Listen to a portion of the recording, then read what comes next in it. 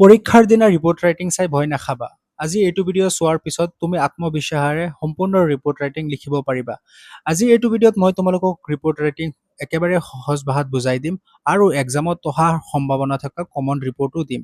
গতিকে ভিডিঅ'টো তোমালোকে শেষলৈকে চোৱা আৰু আমাৰ এই বিদ্যালয় পাঠশালা চেনেলটোক তোমালোকে ছাবস্ক্ৰাইব কৰি লোৱা। আজি মই তোমালোকৰ কাৰণে লৈ আহিছো SSLC আৰু হায়াৰ ছেকেণ্ডেৰীৰ এক গুৰুত্বপূৰ্ণ topic that is report writing. তো তোমালোকে যদি গ্ৰামাৰ ছেকশ্যনত ৰিপৰ্ট ৰাইটিংখন ভালকে লিখিব পাৰা তেন্তে এটি ভাল স্ক'ৰ কৰিবলৈ সক্ষম হবা। গতিকে ভিডিঅ'টো স্কিপ নকৰাকৈ শেষলৈকে চোৱা আৰু প্ৰথমতে জানি লোৱা যে ৰিপৰ্ট ৰাইটিং মানে কি। তো চোৱা, report writing is a formal writing of factual information about N event or incident in a clear, concise and systematic way। কি কৈছে, কোনো এটা ঘটনা, কাৰ্যসূচী বা বিষয়ৰ বিষয়ে সঠিক, স্পষ্ট, সংক্ষিপ্ত আৰু নিৰপেক্ষভাৱে তথ্য উপস্থাপন কৰাৰ পদ্ধতিক ৰিপৰ্ট ৰাইটিং বুলি কোৱা হয়। ইয়াত নিজৰ মতামত লিখিব নালাগে, কেৱল সত্য ঘটনাটো লিখিব লাগে, অৰ্থাৎ নিজৰ মতামত বা অনুভূতি নিদি তথ্যভিত্তিক ভাষা ব্যৱহাৰ কৰিব লাগে। চোৱা, report writing mark scoring tips, অৰ্থাৎ ৰিপৰ্ট ৰাইটিঙত ফুল মাৰ্কছ পাবলৈ হলে কি কি নিয়ম ফলো কৰিব লাগিব। প্ৰথমতে চোৱা, ফৰ্মেটখন সঠিক গঠনত লিখিব লাগিব। মন কৰিবলগীয়া কথা যে হেডলাইন, বাইলাইন, প্লেচ, ডেট এইবিলাক সঠিক ঘটনাত লিখিব লাগিব। যদি তোমালোকৰ ফৰ্মেট ভুল হয় তেন্তে এক্সামত নম্বৰ কাটা যাব পাৰে। নেক্সট চোৱা, ক্লিয়াৰ ইনফৰমেশ্যন, অৰ্থাৎ ঘটনাটো স্পষ্ট, চুটি আৰু সঠিকভাৱে লিখিব লাগিব। মনত ৰাখিবা, কেৱল প্ৰয়োজনীয় তথ্য লিখিবা, অতি দীঘলীয়াকৈ নিলিখিবা আৰু তথ্যবিলাক সঠিক হ'ব লাগিব। আৰু অপ্ৰয়োজনীয় কথাবোৰ সেইবিলাক তোমালোকে নিলিখিবা। নম্বৰ 3, নিউট্ৰেল টন, নিৰপেক্ষ ভাষা, অৰ্থাৎ ৰিপৰ্ট ৰাইটিঙত নিজৰ মতামত বা অনুভূতি নিদি তথ্যভিত্তিক ভাষা ব্যৱহাৰ কৰিব লাগে। ৰিপৰ্ট ৰাইটিঙত ইমোশ্যন নহয়, ফেক্ট লিখিব লাগে। নেক্সট 4 নম্বৰ, লজিকেল ফ্ল', অৰ্থাৎ যুক্তিসংগত ধাৰাবাহিকতা। চোৱা, ৰিপৰ্ট ৰাইটিং লিখোতে ঘটনাবোৰ ক্ৰম অনুসৰি লিখিব লাগে। ক্ৰম মানে কেনেকুৱা, ঘটনাটো এনেকে লিখিবা, কি ঘটনা ঘটিল, তাৰপিছত ক'ত ঘটিল, কেনেকে ঘটিল আৰু ইয়াৰ ফলাফল কি। তো এইবিলাক এটা চিষ্টেমেটিক ফৰ্মেটত লিখিব লাগে। এতিয়া চোৱা, ৰিপৰ্ট ৰাইটিং ফৰ্মেট, অৰ্থাৎ ৰিপৰ্ট ৰাইটিংখন কেনেকুৱা ফৰ্মেটত তোমালোকে লিখিবা।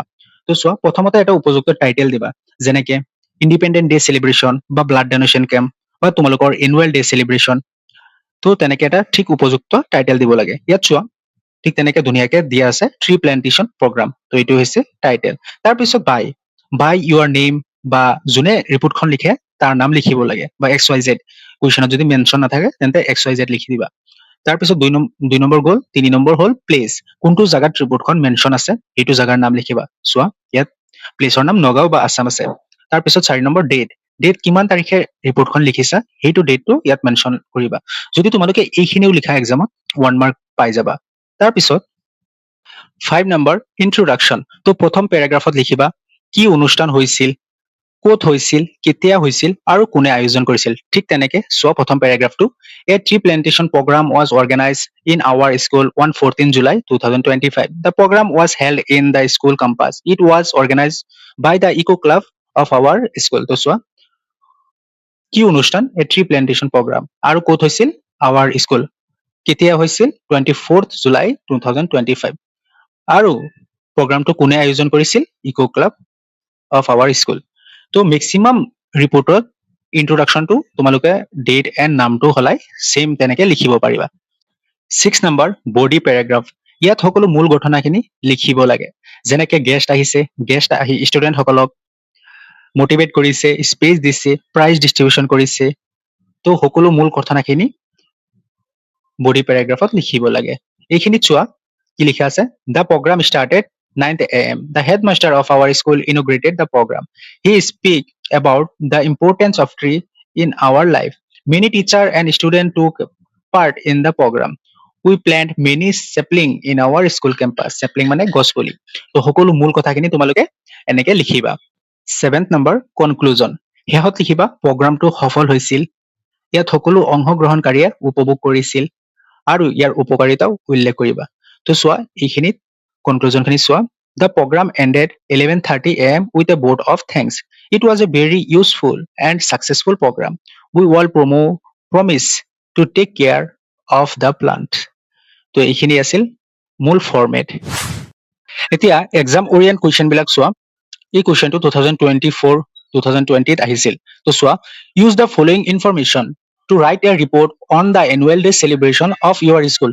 ডেট দি আছে, টাইম দি আছে, প্লেচ দি আছে, and presided over by headmaster of your school দি আছে, আৰু ডিটেইলছত কি দি আছে, lighting of lamp by chief guest, singing of national anthem, speech by chief guest and headmaster, prize distribution, cultural performance by student, vote of thanks by school monitor.